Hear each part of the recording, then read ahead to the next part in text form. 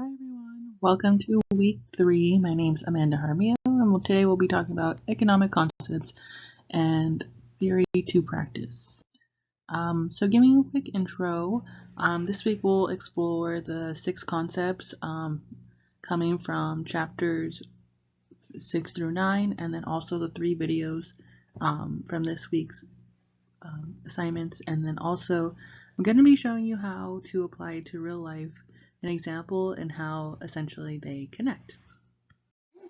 All right, so let's deep dive into it. So negative externalities. This comes from the video of this week's assignments.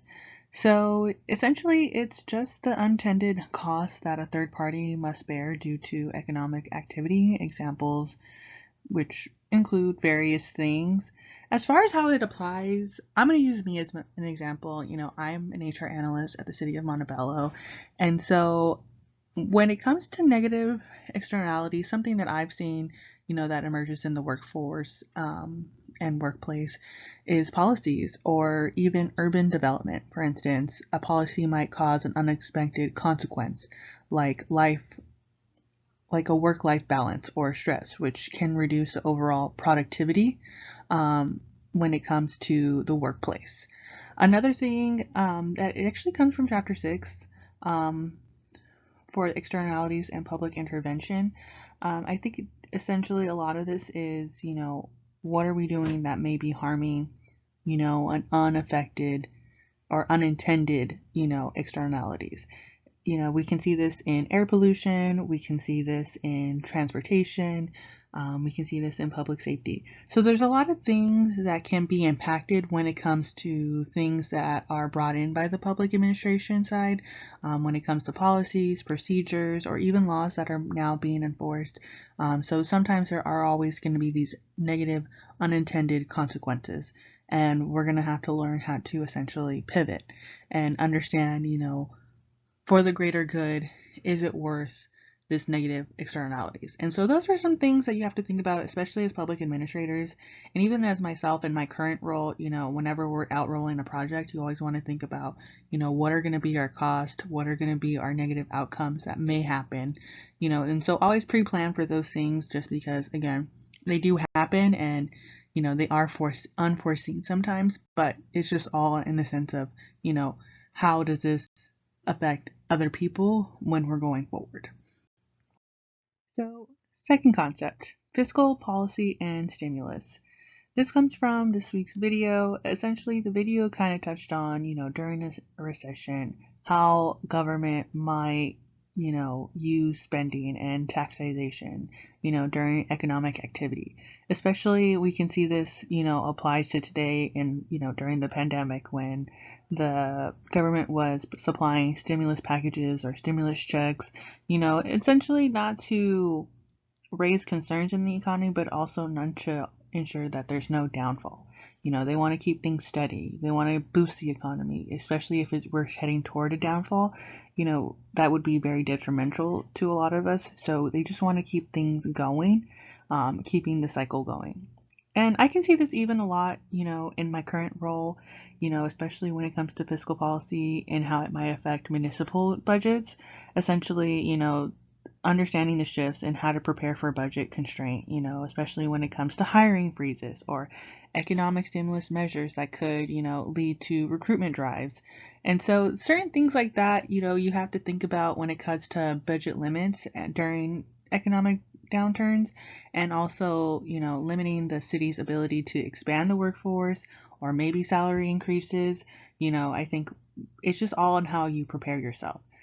One example I could give is, during the pandemic, of course, everyone went through a hiring freeze, but not only that, to conserve the jobs that we did have to provide for, we also said no one's going to get an increase, unfortunately.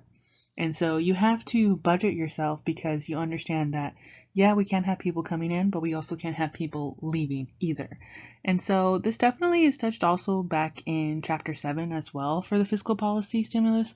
But I did like this week's video because, they definitely talked about, how are you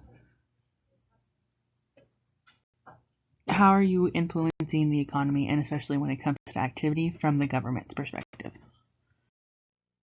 So going on to concept number 3, deficiencies and debts. This occurs within any spending. And the video talked about, essentially while debt accumulates over time, as debt continues, there are deficiencies. And so when I think about this concept, I think about, budget deficiencies that may impact, departments and ability to increase employees' compensation or maybe necessarily improving, systems. I think, and a good example would be, in my current role is how might be involved in, developing policies to prioritize essential services while delaying less urgent projects. I think we can see this a lot when it comes to those types of things because we want to look at, what are our major projects that we can't live without, nor can we lose, and what projects can we push back. And those are certain things that you have to think about when it comes to, spending. And Chapter 9, Public Finance and Government Spending, definitely touched on this because, again, our budgets are only so big and you definitely have to cross-reference, what are our urgent things that are pressing, what are things that we can't live without. Some examples could include, in my own current role, is that, we can't live without certain services for pre-employment, people's health benefits, our HRS systems, certain things like that, those are things that we have to pay on a monthly premium or annually. And so those things have to prioritize as essential services versus less urgent would be, revamping the office or having these employee appreciation events, and so certain things like that are less urgent and other things are more, detrimental and essential to not only services, but also to the productivity of the department. So number 4, public goods. Chapter 6 kind of definitely, continued on from last week's assignments with public goods. When it comes to public goods and having a non-excludable, non-rivalous good, you can see this a lot, not only myself, but I'm pretty sure you can as well when it comes to, municipal government. And something that I kind of see in my own current role is that, we contribute to the workforce policies that indirectly ensure public goods like parks, public safety, clean infrastructure, especially when we're trying to maintain, the city's workforce. And so certain things like that, we do kind of have those underlining tones when it comes to public goods because, again, we are here to serve and to serve those public goods. And so, you want to ensure that there are these things being properly staffed, especially when it comes to departments that are serving public goods like public safety, parks, public transit. So these are kind of just some big key takeaways that kind of help deliver the public good and become effective. This definitely came from Chapter 6 on page 129, which also kind of touched a little bit more back onto public goods. All right. Key concept number 5, monetary policy and Federal Reserve. This comes from the video from this week's assignment, which is, central banks like the Reserve controls the money supply and interest rates. We can throw a lot of money out there, but again, it also devalues the dollar. So, essentially, how is it applied? The video talked a lot about, having to deal with, adjustments, monetary policies.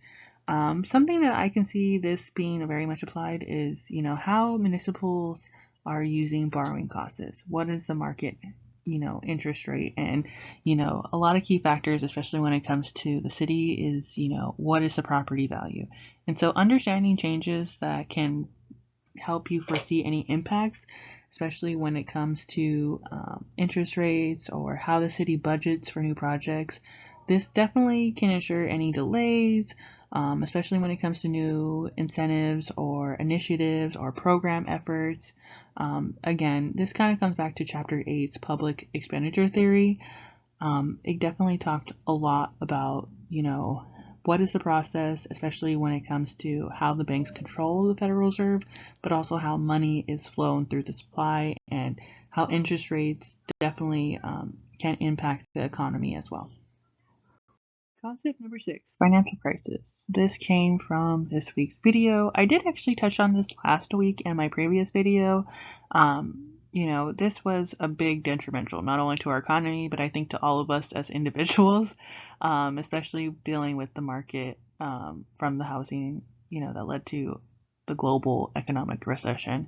And so having to deal with that, I think you definitely see a lot of aftermath when it comes to financial crisis and how they impact several public sectors, especially when it comes to budget crux, hiring freeze, and also terminating current employees. I think we all have seen that, especially after a lot of financial crisis, especially from 2008. And so being an HR analyst, I think we kind of can relate this to similar crises that may arise in the future, like the post-pandemic, maybe resources that are limited, especially when it comes to recruitment, training, or employee benefits. So, you just want to navigate during cutbacks or how to advocate for, any type of economic turndowns and kind of reassuring that critical services are still maintained. And so this definitely comes a lot back to Chapter 9's public finance and economic crisis. That kind of refers to, how are we pivoting, during financial crisis? How are we moving forward? How are we keeping the operation together? So thank you for listening to this week's video. Hope everyone enjoyed me connecting to the concepts.